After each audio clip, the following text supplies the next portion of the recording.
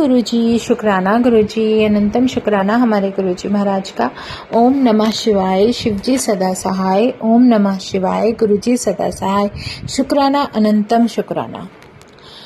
अब शिव पुराण के अनुसार जो अगले खंड में पहला चैप्टर है वो है सती आख्यान। नारद जी बोले, ब्रह्मा जी, शंकर जी की कृपा से आप सब कुछ जानते हैं, अतएव अब आप मुझे यह बताइए कि महेशान कैलाशवासी और परम जितेंद्रिय थे, जिनकी विष्णु आदि सभी देवता पूजा करते थे, जो सत्पुरुषों की गति, निर्विकार, महाप्रभु और योगी थे, वही तप करती हुई मंगल रूप एक परम श्रेष्ठ स्त्री के साथ विवाह करके गृहस्थ कैसे हो गई, जो पहले दक्ष की पुत्री थी, फिर हिमालय की कन्या हुई। वे सती पार्वती किस प्रकार शंकर की प्राप्त हुई। हे ब्राह्मण, वह सब बात और जो भी वह सब कथा आप मुझे सुनाइए। सूत जी बोले, कहते हैं कि नारद जी के ऐसे वचनों को सुनकर ब्रह्मा जी बोले, हे तात, हे मुनिवर्ण, सुनो, अब मैं तुम्हें शुभ कथा कहती हूँ, जिसे सुनकर मनुष्य का जन्म निसंदेह सफल हो जाता है। पहले मेरे एक संध्या नाम की कन्या हुई, जिसे देखते ही मैं काम से पीड़ित हो गया और मुझे देखकर रुद्र ने धर्म का स्मरण करते हुए मुझे मेरे और पुत्रों के साथ बड़ा धिक्कारा और फिर वे अपने स्थान कैलाश को चले गए। तब मैंने शिवजी की माया से मोहित होकर मूर्खतावश अपने पुत्रों सहित उन्हें मोहित करना चाहा, परंतु मेरे सारे प्रयत्न निष्फल हुए। तब मैंने निराश होकर पुनः शिवजी की भक्ति की तो उन्होंने बहुत कुछ मुझे समझाया। मैंने तो ईर्ष्या छोड़ दी, परंतु हट नहीं छोड़ा और पुनः रुद्र को मोहित करने के लिए शक्ति का सेवन किया और अपने पुत्र दक्ष से आसक्नी वीरनी नामक कन्या से सती को उत्पन्न करवाया। वह दक्ष सुता उमा होकर कठिन तप कर रुद्र की स्त्री हुई।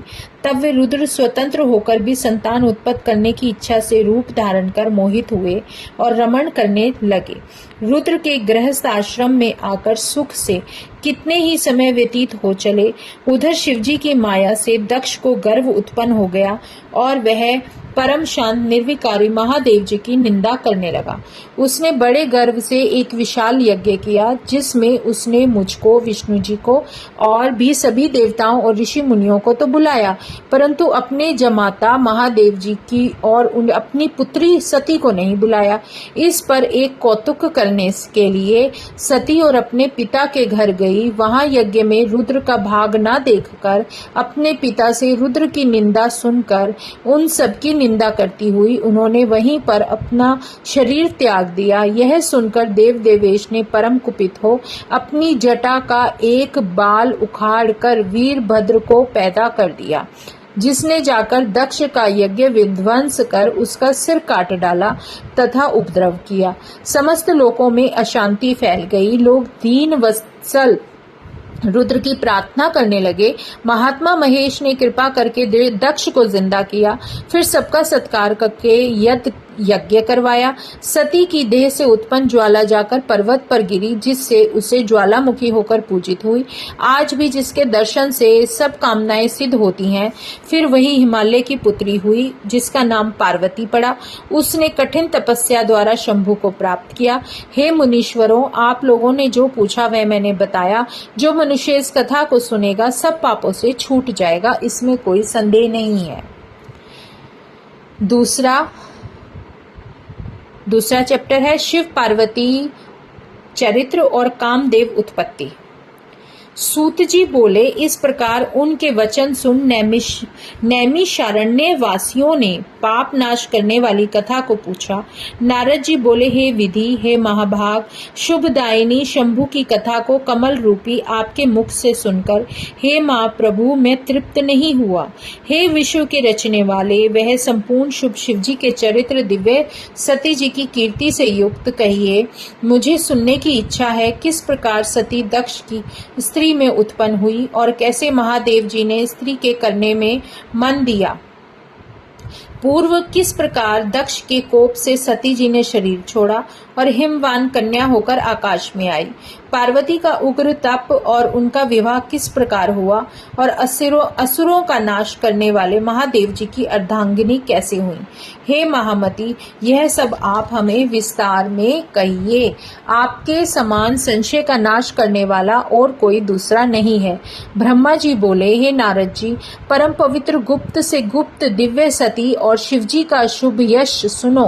प्रीति से पूछे जाने पर शिवजी ने प्रथम भक्त श्रेष्ठ परोपकारी विष्णु से यह कहा था कि हमसे पूछे हुए भगवान ने प्रेम से विस्तार पूर्वक कहा, सब कर्मों के दान देने वाली सती और शिव के यश से युक्त उसी की पुरानी कथा को मैं कहता हूँ। प्रथम निर्गुण निर्विकल्प रूप रहित शक्ति रहित चिन्ह मात्र सत्व स्वरूप शिव, परे से भी परे निर्विकार वह उमा के सहित सगुण शक्तिमान हुए। उनके बाएं अंग से विष्णु और दक्षिण अंग से मैं ब्रह्मा, हृदय से रुद्र उत्पन्न हुए। सृष्टि करने वाले ब्रह्मा, पालन करने वाले विष्णु, लय करने वाले वे स्वयं शिवजी हुए। लोक पितामह मैंने उन्हीं का आराधन कर सब प्रजाओं और देवता दैत्यों और मनुष्य आदियों को बनाया। देव श्रेष्ठ दक्ष आदि प्रजापतियों को बनाकर प्रसन्न मैंने सब तेजों से युक्त अपने को माना। मरीचि, अत्रि, पुलहा, पुलत्स्य, अंगिरस, ऋतु, वशिष्ठ, नारद, दक्ष, भृगु को जिस समय मैंने उत्पन्न किया उसी समय मेरे मन में एक सुंदर कन्या उत्पन्न हुई। दिवस के अंत में सायंकाल की संध्या के समान सुंदरी सृष्टु भोहों वाली मुनियों के भी चित्त को मोहन करने वाली, जिनका नाम संध्या था, निश्चय करके सब गुणों से युक्त तीनों काल और तीनों लोकों में वैसी नारी न थी। उनको देख कर उठ कर मैं और सृष्टि करने वाले दक्षादिक और मारीच्यादिक मेरे पुत्र सोचने लगे। सोचते हुए मेरे हृदय में बड़ा सुंदर अद्भुत एक पुरुष उत्पन्न हुआ, जो तपे हुए सुवर्ण के समान कांतिधारी मोटे वक्ष स्थल वाला और उत्तम नासिका वाला, सुंदर मुख उर्कटी जंघा से युक्त और भ्रमर के समान काले बालों से शोभित, मिली हुई दोनों भौहें, प्यारा पूर्ण चंद्रमा की तरह दीप्ति वाला, कपाट के समान दीर्घ हृदय, रोम रूपी कमल से शोभित, श्याम गज के सदृश आकार वाला, स्थूल नील उत्तम सुगंधियों युक्त और रक्त वर्ण के हाथ पैर मुख नेत्र से शोभायमान, क्षीण मध्य भाग और सुंदर दांत वाला, मत वाले गज के समान गंध में युक्त, फल कमल पत्र के समान नेत्र वालों की सुगंध से सुविकसित करता हुआ, सुंदर गर्दन वाला मीन है, ध्वजा में जिसके ऐसा मकर वाहन, पंच पुष्पायुध शीघ्रगामी पुष्प के धनुष से शोभित किया है, तात कटाक्षों से दोनों नेत्रों को घुमाता हुआ, सबका प्रिय सुगंधित श्वास वाला, श्रृंगार रस से सेवित, ऐसे उस पुरुष को देखकर चकित दक्षादिक मेरे पुत्र प्रसन्न हो बड़ी आश्चर्यता को प्राप्त हुए। काम बाण से पीड़ित उन मेरे पुत्रों का चित्त शीघ्र ही विकृत हो गया और धैर्य नहीं रहा। विनय पूर्वक स्कंध को झुकाकर वह पुरुष संसार के स्वामी प्रजाओं के रचयिता मुझ ब्रह्मा के सामने प्रणाम करके बोला, हे ब्राह्मण, मैं क्या करूं? मुझे ऐसे कर्म में नियोजित कीजिए जिसमें मैं पुरुषों को मान्य रहूं और अभिमान योग्य स्थान, और जो मेरी पत्नी है उसे हे त्रिलोकेश्वर जगत के पति सृष्टि करने वाले मुझसे कहिए, आप बताइए। ब्रह्मा जी बोले, महात्मा, काम के इस वचन को सुनकर अति चकित हो थोड़ी देर बाद ब्रह्मा जी कुछ न बोले। फिर मन को सावधान विस्मय को छोड़ काम को समीप बुलाकर ब्रह्मा जी बोले, तुम इस अपने रूप और 5 पुण्यों के बाणों से पुरुष और स्त्रियों को मोहित करते हुए सृष्टि करो। तुम्हारे सन्मुख त्रिलोक में चराचर देवता और जीवों में कोई न ठहर सकेगा। मैं और वासुदेव और शिवजी भी तुम्हारे वश में होंगे। जीवों की तो बात ही क्या है, गुप्त रूप से तुम सर्वदा प्राणधारियों के हृदय में प्रवेश करते हुए सुख रूप होकर सनातनी सृष्टि करोगे। सदा तुम्हारे पुष्प बाण मन को आश्चर्य देने वाला सुख रूपी लक्ष्य सब प्राणियों को नित्य मद देने वाला होगा। यह सृष्टि चलाने वाला कर्म मैंने तुमसे कहा, फिर यह मेरे पुत्र वास्तव में तुम्हारे नाम कहेंगे। ब्रह्मा जी बोले, हे सुश्रेष्ठ, यह कहकर अपने पुत्रों का मुख देख मैं अपने कमल आसन पर बैठ गया। तीसरा है इसमें चैप्टर ब्रह्मा कामदेव संवाद और कामदेव को शाप। फिर उसके अभिप्राय को जानने वाले मारीच्यादिकों ने कामदेव का उचित नाम रख दिया। सृष्टि करने वाले दक्ष आदि ने दूसरों से उसका वृत्तांत जानकर उसका मुख देखते ही स्थान और स्त्री को उसे दे दिया। फिर मारीच्यादिक मेरे पुत्रों ने उसके नाम निश्चित कर दिए। उससे कह दिया, ऋषि बोले, जो तुमने पहले ही हमारा और ब्रह्मा जी का चित्त मत दिया, इससे संसार में मनमथ तुम्हारा नाम होगा। संसार में तुम्हारा समान कोई सुंदर नहीं है, इससे तुम्हारा काम भी नाम होगा। मोहन से मदन, अहंकार से तुम अहंकारी, कंदर्प भी तुम्हारे नाम होगा। तुम्हारे समान किसी देवता में पराक्रम ना होगा। आपके सब स्थान और आप सर्वव्यापी होंगे। पुरुषोत्तम, प्रजाओं के स्वामी, दश यथेष्ट कामिनी स्त्री आपको देंगे। यह ब्रह्मा जी के मन से उत्पन्न सुंदरी स्त्री में संध्या नाम वाली होगी। अच्छी प्रकार ध्यान करते हुए ब्रह्मा जी के हृदय से यह उत्पन्न हुई है, इससे इसका संध्या नाम है। गुप्त रूप कामदेव पुष्प रूपी 5 अस्त्र लेकर वहीं सोचने लगा। रोचन, हर्षण, मोहन, शोषण और मारण, यह 5 ब्रह्म मुनियों के भी चित्त को मोहन करने वाले हैं। सनातन जो कर्म ब्रह्मा जी ने मुझसे कहा है, उसकी परीक्षा मुनियों के समीप यहीं करूं। वहां बहुत से ऋषि और साक्षात प्रजापति जी वर्तमान हैं। उनके सामने कर्म की सत्यता निश्चित हो जाएगी। ब्रह्मा जी की कही हुई संध्या भी कर्मों की परीक्षा करने के निमित्त होगी। ब्रह्मा जी बोले, यह मन में सोच और निश्चय कर काम ने धनुष को योजित किया। सुंदर स्थान में पहुंचकर यतन से धनुष खींचकर धनवीर काम ने धनुष को चूड़ी की तरह बना दिया और उसके धनुष को ठीक करने पर प्रसन्न करने वाली सुगंधित वायु चलने लगी। फिर मोहन कामदेव ने अलग अलग तेज 2 पुष्प बाणों से पुष्प ब्रह्मादिक सबके मन मोहित कर लिए। तब मैं और सब मुनि मोहित हो गए और परस्पर मिलकर विकार को प्राप्त हुए। बार बार संध्या को देखते हुए जिस काम रूपी अग्नि की स्त्री ईंधन होती है, ऐसे काम से अंधे हो गए। उस काम ने बारंबार उन सबको मोहित करके उनको इंद्रिय विकार प्राप्त कर दिया। उसे देख उठी हुई इंद्रियां वाले मुझ ब्रह्मा के शरीर से 41 भाव उत्पन्न हो गए। काम रूपी बाण के गिरने से उन लोगों में देखती हुई कटाक्ष रूपी आवरणों को करती हुई स्वभाव से सुंदरी उस संध्या ने मन से उत्पन्न उन भावों को शरीर की दीप्ता से बढ़ा दिया। धर्म से व्याप्त शरीर वाले प्रजापति ने भावयुक्त संध्या को देखकर उसमें अभिलाषा की। फिर मरीच्यादिक और दक्षादिक इंद्रियों के विकार को प्राप्त हो गए। इस प्रकार मरीच्यादिकों को, मुझको और संध्या को देख काम ने अपने कार्य में विश्वास कर लिया। जो कुछ ब्रह्मा जी ने मेरे कर्म निर्यत किए, मैं उन्हें करने को समर्थ हुआ हूँ। इस प्रकार भाइयों और पिता की पाप बुद्धि को देखकर धर्म ने धर्म मूर्ति शिवजी का स्मरण किया। वे धर्म के पालक शिवजी को मन में स्मरण करते हुए दीन होकर नाना वाक्यों से शिवजी की स्तुति करने लगे। धर्म बोले, हे देवदेव महादेव, हे धर्मपालक, आपको नमस्कार है। हे शंभु, सृष्टि की स्थिति और विनाश के करने वाले आप ही हैं। सृष्टिकर्ता ब्रह्मा, स्थितिकर्ता विष्णु, प्रलय करता है परंतु हे प्रभु, आप सत्व रज तम इन तीनों गुणों से रहित हैं। प्रकृति से परे, तीनों गुणों से रहित, निर्गुण विकार रहित, नाना प्रकार की लीलाओं को करने वाले हे शिव, वह चतुर्थ साक्षात आप ही हैं। हे महादेव, दुस्तर पापों से रक्षा करो। वह मेरे पिता और भाई पाप बुद्धि हैं। ब्रह्मा जी बोले, इस प्रकार सब जब सारे प्रभु महादेव जी की स्तुति धर्म ने की, तब उसी समय धर्म की रक्षा करने के लिए ब्रह्मा जी वहां गए। शंभू जी मुझ ब्रह्मा को आया देखकर मुझको दक्ष आदि को मन में हंसते हुए उस सबको बार बार हंसकर मुझ पर ब्रह्मा को लज्जित करते हुए वृषभ ध्वज बोले, हे ब्रह्मा, कन्या को देखकर आपको काम का भाव प्रकट कैसे हो गया, जो वेद के मतानुसार योग्य नहीं है। जैसे माता भागनी और भाई की स्त्री होती है, वैसे ही कन्या को जानिए। इनको भूल कर भी कुदृष्टि से नहीं देखना चाहिए। इस वेद के मार्ग का निश्चय आपके मुख में स्थित है। हे विधि, कैसे काम मात्र से ही आपने उसे बुला दिया। हे चतुरानन, हे ब्राह्मण, आपके मन में किस प्रकार धैर्य का जागरण न हुआ, जिसे एक क्षुद्र काम से ही रीति की इच्छा का विधान किया। सदा सूर्य का दर्शन करने वाले मारीच आदि एकांत योगियों का चित्त कैसे स्त्री में लोलुप हो गया, और किस प्रकार अकालज्ञ मंत बुद्धि वाले मंदात्मा कामदेव ने प्रबलता से बाणों को के द्वारा विकृत किया। धैर्य को छोड़ चपलता से जिसका मन डूबा है और सदा जिसके मन को स्त्रियां हरती हैं, उसके सत्संग को धिक्कार है।